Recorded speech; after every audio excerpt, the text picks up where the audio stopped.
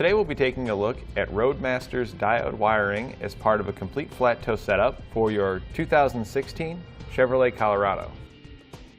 We'll start with our base plate, which we'll be using Roadmaster's EZ5, also the Roadmaster Universal High Power Diode Wiring Kit, and the Roadmaster 7-wire to 6-wire Flexo-Coil Kit. SMI's Stay and Play Duo Supplemental Braking System, Roadmaster's Battery Charge Line Kit, Roadmaster's Automatic Battery Disconnect Switch, Roadmaster's Falcon All-Terrain Non-Binding Tow Bars, and lastly Roadmaster's 64-inch single hook safety cables. So you're looking to flat tow your Chevy Colorado? Well, we've got our whole setup here, and there's several components we're going to need to complete that. Let's go over those now.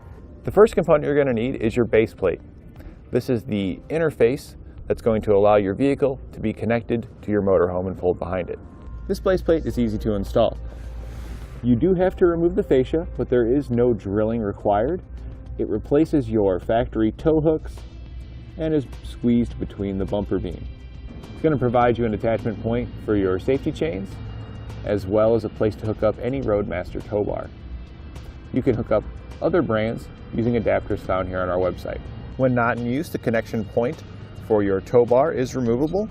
Simply pull the pin, twist it, and pull it out, and this will give you a more factory appearance. The next component is our diode wiring and the Flexo-Coil Kit.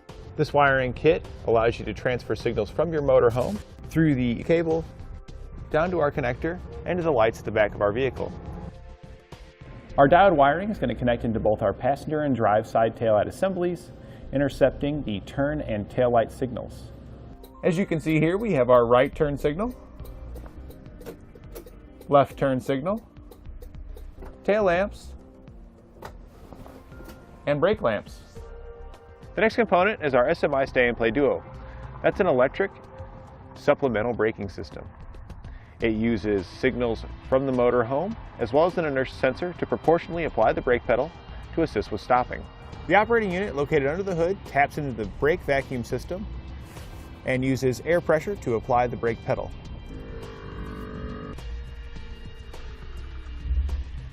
Our braking system also includes a breakaway switch, and this safety device has a cable attached to it, so in the event of a catastrophic disconnect, the pin will get pulled, applying our braking system to help our vehicle come to a safe stop.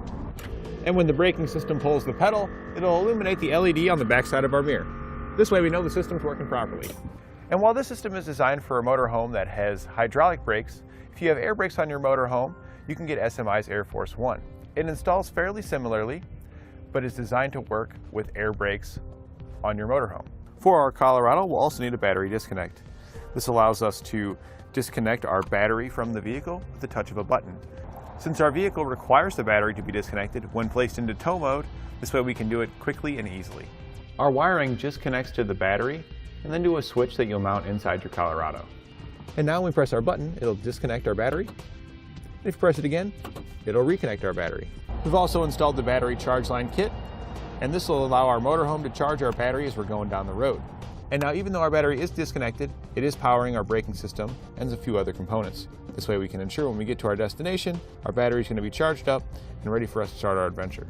We'll attach it to the center post on our 6-pole connector, and that way we'll receive our charge from our motorhome through this circuit. You've now got all the necessary components installed on your Colorado, but you need a way to connect that to the back of your motorhome. We're going to be using Falcon's all-terrain tow bars to do this. As the Falcon All-Terrain is a Roadmaster product, it easily connects to our base plate that we have installed.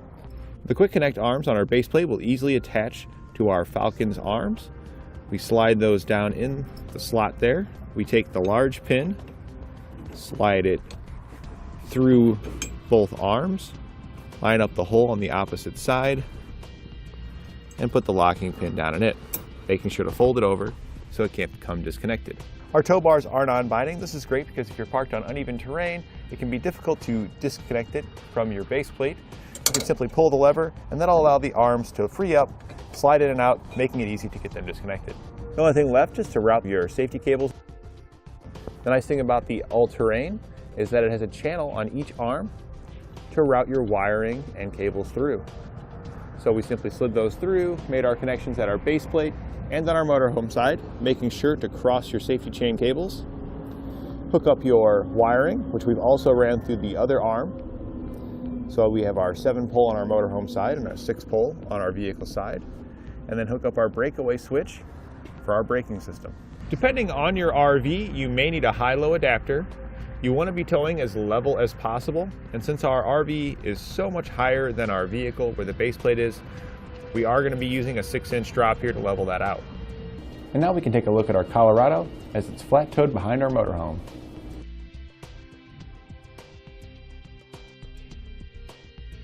And that completes our look at a complete flat tow setup for a Chevrolet Colorado.